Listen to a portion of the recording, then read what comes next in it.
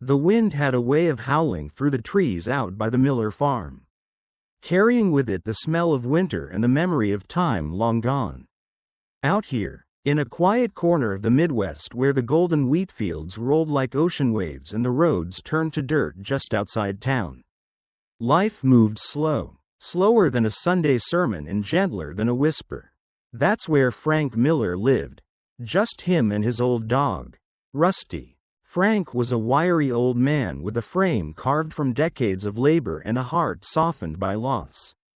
His wife, Ruth, had passed on 12 winters ago, taken by a sickness that came quietly and left a void as loud as thunder. Since then, Frank had grown used to the silence. Not fond of it, just familiar. The only soul who seemed to understand that silence was Rusty, his golden retriever with graying fur and a limp in his hind leg.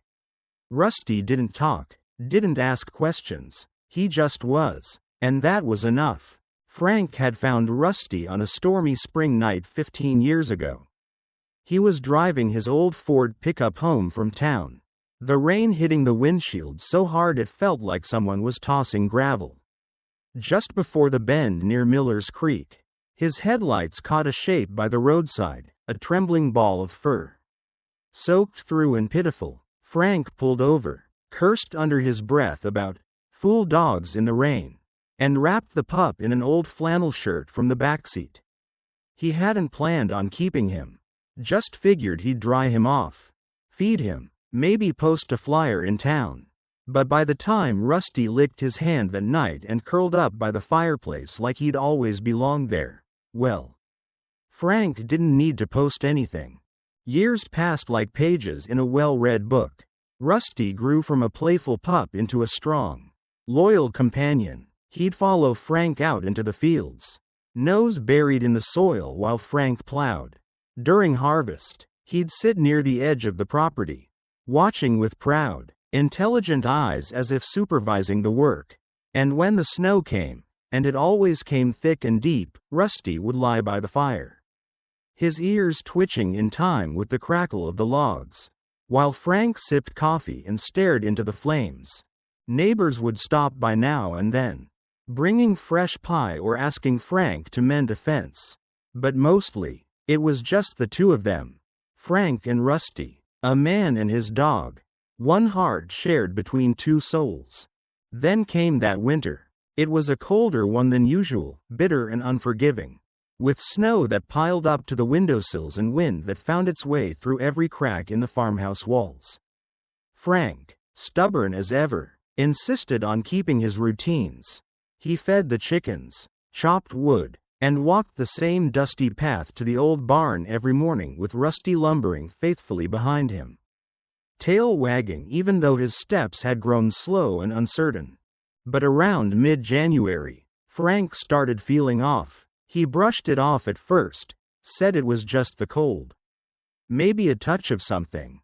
But each morning, he felt weaker, his bones ached deeper, his breath grew shorter, and the walk to the barn became a struggle. Then came the fever. He tried to sit by the fire to sweat it out, like Ruth used to say, but the fire couldn't keep up with the chill spreading through his body. One night, he didn't make it to the bed. He collapsed on the wooden floor, the room spinning, breath rattling in his chest like loose nails in a coffee can. Rusty was there, of course. He nudged Frank, pawed at his chest, whined low and desperate. He circled the body of the man he'd followed his entire life. And something, deep and primal, clicked inside the old dog. He knew something was wrong. The back door creaked open with the wind, letting in a swirl of snow. Rusty stared at it for a long moment, then looked back at Frank. He nudged him again, no response. So, gathering what strength he had left in those tired old legs, Rusty stepped into the storm. He walked, through knee-deep drifts and wind that bit like teeth. He walked, his joints screamed with every step, his lungs burned. But still he moved forward, toward the dim lights of town that flickered in the distance like the last hope of a dying star.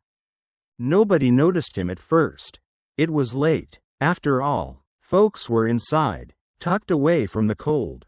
But then, near the general store, someone heard barking. Not just any barking, insistent, hoarse, and desperate. A bark that didn't stop. Old Miss Henderson stepped out in her slippers, saw Rusty pawing at her porch like a wild animal. She tried to shoo him, but Rusty turned, barked again, and started trotting toward the road, looking back with urgency in his eyes. By the time Sheriff Duggan and 2 townsfolk came outside, Rusty had gathered a small, confused crowd. He barked once more, then turned and limped down the snowy lane toward the Miller farm. Call it instinct, or maybe just the kind of thing you don't question in a town where people still trust their gut, but they followed. Flashlights cut through the snow as the group trailed behind the aging dog. When they reached the farmhouse, the front door was still open, and there, inside on the floor, lay Frank, pale, motionless, and burning up with fever. They called the ambulance. They wrapped Frank in blankets and stayed with him until the paramedics arrived. Then watched as he was loaded up and driven off into the dark.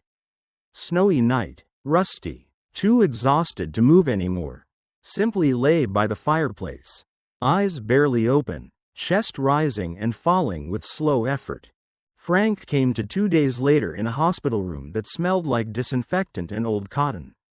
A nurse told him what happened, about the dog, the snow, the townsfolk. Frank stared at the ceiling for a long while, not saying a word. Then he whispered, "Rusty." They sent him home as soon as he could stand, bundled up in layers and stubborn as ever. But this time, he wasn't walking home to a wagging tail. Rusty was there, all right, lying on his old blanket by the fire. He lifted his head weakly when he saw Frank, and for a moment, it was like nothing had changed. Frank knelt down, his knees cracking, and wrapped Rusty in the same old flannel shirt from years ago, the one he'd first used to dry the puppy by the roadside. "Hey, buddy," he said, voice thick and cracking. "You saved my life." Rusty licked his hand, one last time. Then, with a soft sigh and a flicker of the fire reflecting in his cloudy eyes, he let go. Frank sat there for a long while, holding onto the dog who'd held onto him all these years. The house was silent again. But this silence, it wasn't hollow. It was full of memories, of wheat fields and long walks, of quiet evenings and shared sunrises, of 2 lives intertwined. In the days that followed, folks came by with casseroles and kind words.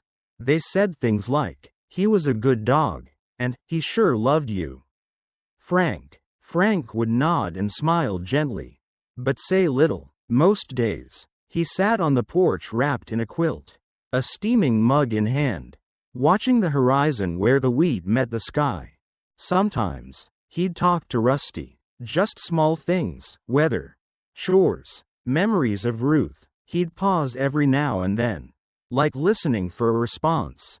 And if the wind rustled just right, he'd nod, like he'd heard it. There's something about the bond between a man and his dog that can't be put into words. It's not loud, it's not fancy, it doesn't ask for much.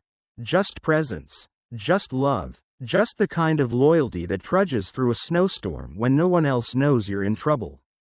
Frank never got another dog. He didn't need to. He had 15 years of love bundled into one golden soul who'd already given him more than he could ever repay. And if you drive past the Miller place now, especially in winter, you might spot a lone figure sitting on the porch, eyes fixed on the fields, a gentle smile on his lips.